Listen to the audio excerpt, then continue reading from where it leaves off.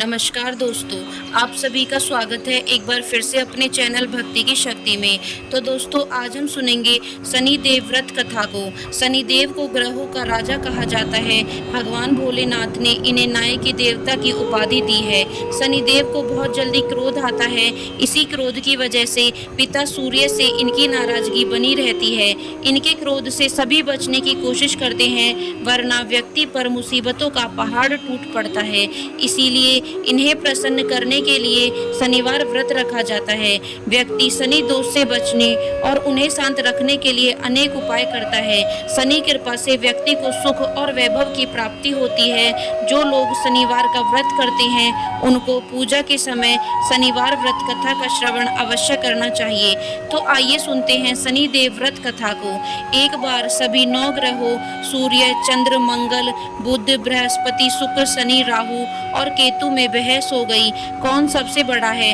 आपस में लड़ने के बाद सभी देवराज इंद्र के पास पहुंच गए। इंद्र असमंजस की स्थिति में निर्णय नहीं दे पाए, परंतु उन्होंने सभी ग्रहों को सुझाव दिया कि पृथ्वी पर राजा विक्रमादित्य ही इसका फैसला कर सकते हैं, क्योंकि वे बहुत ही न्यायप्रिय राजा हैं। सभी पृथ्वी पर राजा विक्रमादित्य के पास गए और अपने आने का कारण बताया। राजा उनकी समस्या को सुनकर बहुत परेशान हो गए। उनका चिंतित होना लाजमी था, क्योंकि किसको भी छोटा बताया तो वही गुस्सा कर जाएगा। राजा के काफी सोच विचार के बाद उन्हें एक उपाय सूझा। उन्होंने सुवर्ण, रजत, कांस्य, पीतल, सीसा, रांगा, जस्ता, अभ्रक और लोहा से 9 सिंहासन का निर्माण करवाया। उन्हें इसी क्रम में रख दिया। सबसे निवेदन किया गया कि क्रमानुसार सिंहासन पर आसन ग्रहण करें। शर्त रखी गई कि जो सबसे अंतिम में सिंहासन पर आसन ग्रहण करेगा वही सबसे छोटा माना जाएगा, जिसकी वजह से शनिदेव सबसे बाद में आसन प्राप्त कर सके और सबसे छोटे कहलाए। क्रोध के आवेश में आकर शनिदेव ने सोचा कि राजा ने यह सब जान पूछकर किया है। कुपित होकर राजा से कहा कि राजा, तू मुझे नहीं जानता। सूर्य एक राशि में 1 महीना, चंद्रमा 2.25 महीने 2 दिन, मंगल 1.5 महीना, बृहस्पति 13 महीना, बुध और शुक्र 1-1 महीना विचरण करते हैं, लेकिन मैं 2.5 से 7.5 साल तक रहता हूँ। मैंने बड़े बड़े का विनाश किया है। श्री राम की 7.5 आने पर उन्हें जंगल जंगल भड़कना पड़ा और रावण की आने पर लंका को बंदरों की सेना से परास्त होना पड़ा। क्रोधित शनिदेव ने राजा से कहा कि अब आपको सावधान रहने की जरूरत है। इतना कहकर शनिदेव कुपित अवस्था में वहां से चले गए। समय गुजरता गया और काल चक्र का पहिया घूमते हुए राजा की 7.5 आ गई। तब शनिदेव घोड़ों का सौदागर बनकर राजा के राज्य में गए। उनके साथ अच्छे नस्ल के बहुत सारे घोड़े थे। जब राजा को सौदागर के घोड़े का पता चला तो अश्वपाल को अच्छे घोड़े खरीदने के लिए भेजा। अश्वपाल ने कई अच्छे घोड़े खरीदे। इसके अलावा सौदागर ने उपहार स्वरूप एक सर्वोत्तम नस्ल के घोड़े को राजा की सवारी हेतु दिया। राजा विक्रमादित्य जैसे ही उस घोड़े पर बैठे, वह सरपट वन की ओर भागने लगा। जंगल के अंदर पहुंचकर वह गायब हो गया। भूखा प्यासा की स्थिति में राजा जंगल में भटकते रहे। अचानक उन्हें एक ग्वाला दिखाई दिया, जिसने राजा की प्यास बुझाई। राजा ने प्रसन्नता में उसे अपनी अंगूठी देकर नगर की तरफ चले। वहां एक सेठ की दुकान पर पहुंचकर उन्होंने जल पिया और अपना नाम वीका बताया। भाग्यवश उस दिन सेठ की खूब आमदनी हुई। सेठ खुश होकर उन्हें अपने साथ घर लेकर गया। सेठ के घर में खूंटी पर एक हार टंगा था, जिसको खूंटी निगल रही थी। कुछ ही देर में हार पूरी तरह से गायब हो गया। सेठ वापस आया तो हार गायब था। उसे लगा कि वीका ने ही उसे चुराया है। सेठ ने वीका को कोतवाल से पकड़वा दिया और दंड स्वरूप राजा उसे चोर समझकर हाथ पैर कटवा दिया। अपंग अवस्था में उसे नगर के बाहर फेंक दिया। तभी वहां से एक तेली निकल रहा था, जिसको वीका पर दया आ गई। उसने वीका को अपनी गाड़ी में बैठा लिया। वीका अपनी जीभ से बैलों को हाँकने लगा। कुछ समय पश्चात राजा की शनि दशा समाप्त हो गई। वर्षा काल आने पर वीका मल्हार गाने लगा।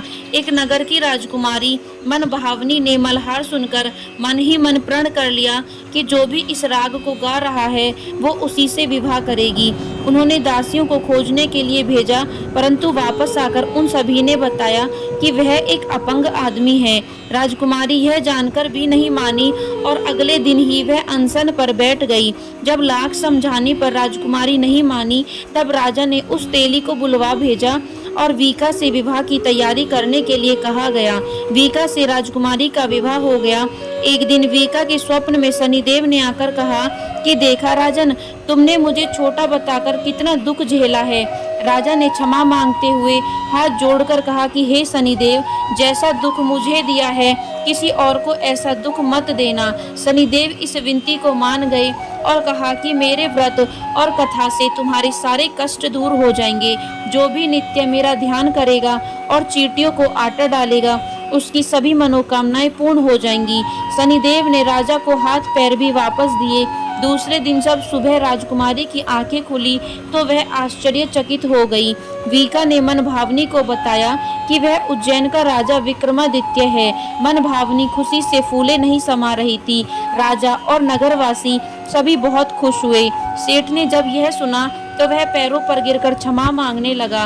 राजा ने कहा कि यह सब शनिदेव के कोप का प्रभाव था और इसमें किसी का कोई दोष नहीं है। सेठ ने निवेदन करते हुए कहा कि मुझे शांति तभी मिलेगी जब आप मेरे घर चलकर भोजन करेंगे। सेठ ने कई प्रकार के व्यंजनों से राजा का सत्कार किया। जब राजा भोजन कर रहे थे तभी जो खूंटी हार निगल गई थी वही अब उसे उगल रही थी। सेठ ने अनेक मोहरे देकर राजा का धन्यवाद किया और अपनी कन्या श्री कवरी से पानी ग्रहण का निवेदन किया। राजा ने सहर्ष स्वीकार कर लिया। राजा अपनी दोनों रानियों मनभावनी और श्री कवरी को लेकर उज्जैन नगरी लौट आए। सारे नगर में दीपमाला और खुशी मनाई। राजा ने घोषणा करते हुए कहा कि मैंने शनिदेव को सबसे छोटा बताया था, लेकिन असल में वही सर्वोपरि है। तब से सारे राज्य में शनिदेव की पूजा और कथा नियमित होने लगी। सारी प्रजा के बीच खुशी और आनंद का वातावरण बन गया। शनिदेव के व्रत की कथा को जो कोई भी सुनता या पढ़ता है उसके सारे दुख दूर हो जाते हैं। तो दोस्तों, यह थी शनिदेव व्रत की कथा। यदि वीडियो आपको पसंद आई हो तो चैनल को सब्सक्राइब करना बिल्कुल ना भूलें और वीडियो को लाइक एंड शेयर जरूर करें।